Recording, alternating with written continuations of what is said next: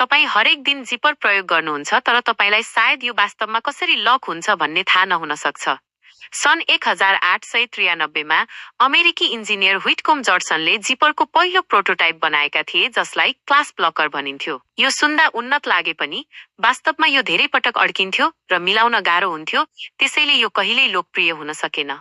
त्यसपछि सन् 1906 मा गिदोन सन्डब्याकले यसको डिजाइनमा सुधार गरे र महत्त्वपूर्ण स्लाइडर प्रणालीको विकास गरे। जब तपाईँ स्लाइडर तान्नुहुन्छ, यसले तुरुन्तै दाँतका दुईवटा लाइनहरूको कोणलाई मिलाउँछ, जसले गर्दा ती एकअर्कामा पूर्ण रूपमा जोडिन्छन् र ती दाँतहरू जथाभावी हुँदैनन्।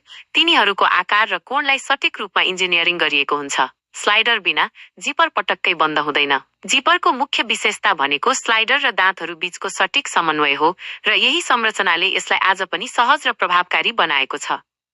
अझ प्रभावशाली कुरा त के छ भने, यो मुख्य डिजाइन 1 शताब्दीभन्दा बढी समयदेखि खासै परिवर्तन भएको छैन। त्यसैले यो साधारण कार्यलाई कम नठान्नुहोस्।